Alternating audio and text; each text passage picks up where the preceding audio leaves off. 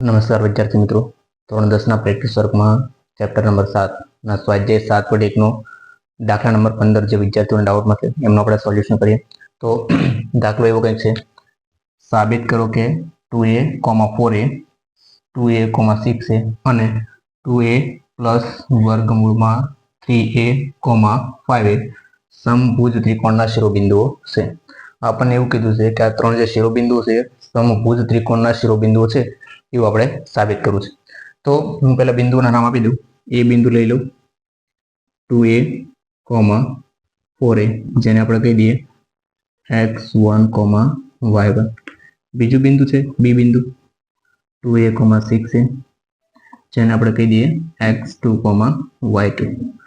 ત્રીજું બિંદુ છે એટલે કે સી બિંદુ 2a પ્લસ √3a, 5a, જેને આપણે કહી દઈએ x3, y3.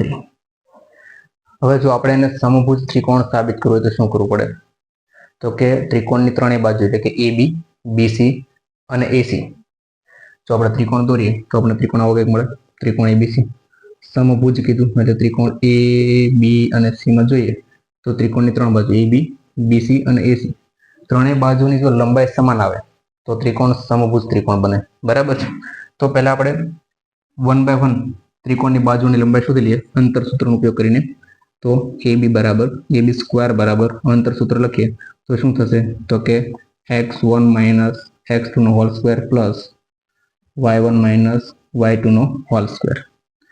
x1 કેટલો છે? તો કે x1 છે 2a, x2 કેટલો છે? તો કે 2a એનો હોલ સ્ક્વેર પ્લસ y1 કેટલો છે?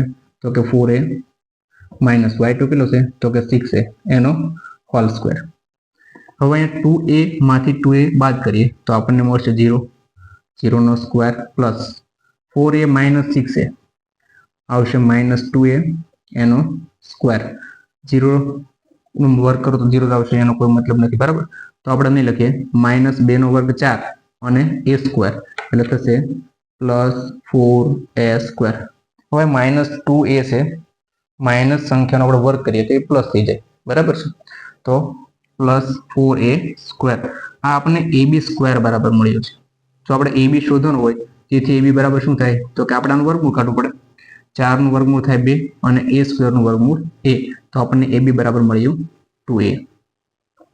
બીજી બાજુ લઈએ આપણે BC.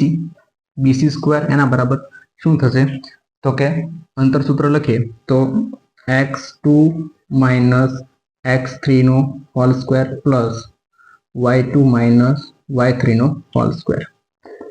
x2 એટલે કે 2a માઇનસ અહીંયા x3 ની જગ્યાએ છે 2a પ્લસ વર્ગમૂળમાં 3. આગળ અહીંયા માઇનસ નિશાની છે તો આપણે કૌંસ કરવો પડશે. તો કૌંસમાં લખીએ વર્ગમૂળ 3a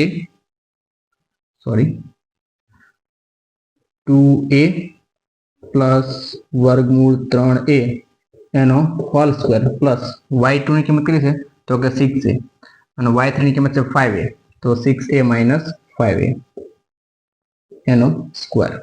હવે જો અહીં શું થશે? તો અહીં આપણે આ માઇનસ નિશાની કૌંસમાં ગુણ દઈએ, પહેલા સાદરૂપ આપી દઈએ તો આવું કંઈક થશે 2a minus 2a minus plus minus વર્ગમૂળ 3a એનો square plus 6a minus 5a એટલે વધ્યું a એનો સ્ક્વેર. હવે અહીંયા 2a પ્લસ છે 2a minus plus minus 2a કેવા થયા? ઉડી ગયા. તો વધ્યું શું? તો કે માઇનસ વર્ગમૂળ 3a નો સ્ક્વેર પ્લસ a નો સ્ક્વેર. હવે વર્ગમૂળ 3a નો વર્ગ કરીએ તો આપણને શું મળે? તો કે વર્ગમૂળ નીકળી જાય અને માઇનસ છે પ્લસ થઈ જશે. 3a square plus a square. તો 3a સ્ક્વેર વત્તા a સ્ક્વેર કેટલા થશે? 4a square. કોના બરાબર? આપણે BC સ્ક્વેર બરાબર. તેથી BC બરાબર શું થાય? તો કે BC બરાબર વર્ગમૂળ કાઢીએ તો 2a. ત્યારબાદ ત્રીજી બાજુ આપણે લઈએ તો ત્રીજી બાજુ એટલે કે AC બાજુ લઈએ આપણે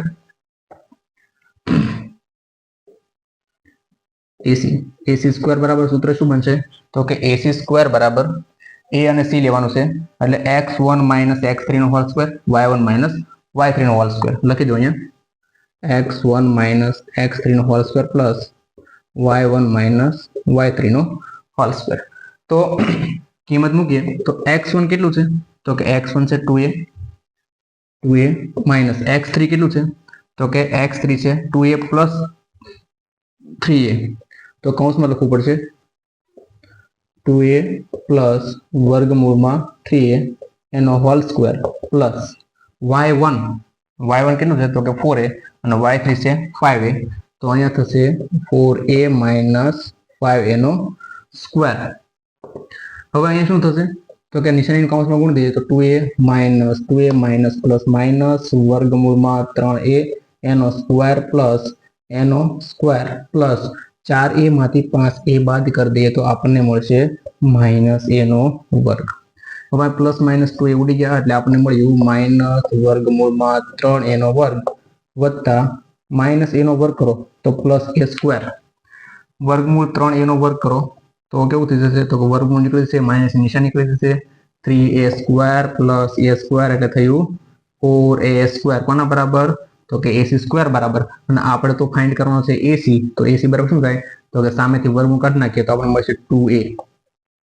હવે અહીંયા તમે જુઓ તો ત્રણેય બાજુ ત્રિકોણની AB BC અને AC ત્રણેય બાજુની કિંમત આપણને કેવી મળી સમાન મળી તો આપણે લખી શકીએ અહીં બાજુ AB બરાબર BC બરાબર AC બરાબર શરત છે આ શરત લાગુ પાડી શકે બરાબર શરતમાં શું છે સમબાજુ ત્રિકોણની શરત તો કે ત્રણેય બાજુનું માપ સમાન આવવું જોઈએ તો લખી શકીએ આમ ત્રિકોણ ABC કેવું છે તો કે સમભુજ ત્રિકોણ છે. તો આ થયું દાખલા નંબર 15 નો જવાબ. હવે આપણે કરીએ નેક્સ્ટ દાખલો. છેલ્લે આપણે પ્રેક્ટિસ વર્ક સ્વાધ્યાય 7.1 નો દાખલા નંબર 15 કર્યો છે. એ જ સ્વાધ્યાયનો હવે આપણે દાખલા નંબર 19 કરીશું જે બેઝિક મેથ્સ પ્રેક્ટિસ વર્કમાં આપેલો છે બરાબર જે પણ બહુ બધા વિદ્યાર્થીઓને ડાઉટમાં છે. અહીંયા તમે જુઓ તો આપણને એવું કીધું છે કે બિંદુ -2, -3 નું x અક્ષથી અને y અક્ષથી લંબ અંતર જણાવો. આપણે લંબ અંતર શોધવાનું છે બરાબર. દાખલો તો એકદમ સિમ્પલ છે. દાખલો 1 માર્કમાં પૂછાય છે અથવા તો 2 માર્કમાં પૂછાય છે. જો 1 માર્કમાં પૂછાય તો તમે રફકામાં ગ્રાફ દોરીને આન્સર આપી શકો અને 2 માર્કમાં પૂછાય તો આપણે ગ્રાફ દોરી અને જવાબ લખવાનો થશે બરાબર. તો અહીંયા જોઈએ આપણે અહીંયા જે આપણે બિંદુ આપ્યું છે -2, 3 એને આપણે ગ્રાફમાં દર્શાવી દઈએ બરાબર. આપણે લંબ અંતર શોધવું છે કોનાથી તો કે x અક્ષ છે અને y અક્ષ છે આપણે લંબ અંતર શોધવું છે. તો -2 x આમ છે તો અહીંયા છે -2 -3 ક્યાં છે તો કે y આમ -3 અહીંયા છે એ બંને ભેગા ક્યાં થાય તો કે બંને અહીંયા ભેગા થશે બરાબર. હવે આપણે x અક્ષ ઉપર અને y અક્ષ ઉપર આપણે લંબ અંતર દોરી દઈએ. જુઓ અહીંયા હું x અક્ષ ઉપર લંબ અંતર દોરી રહ્યો છું y અક્ષ ઉપર લંબ અંતર બરાબર છે. આપણે x અક્ષ છે અને y અક્ષથી લંબ અંતર શોધવું છે બરાબર. તો આપણે જવાબમાં લખી શકીએ કે આલેખ પરથી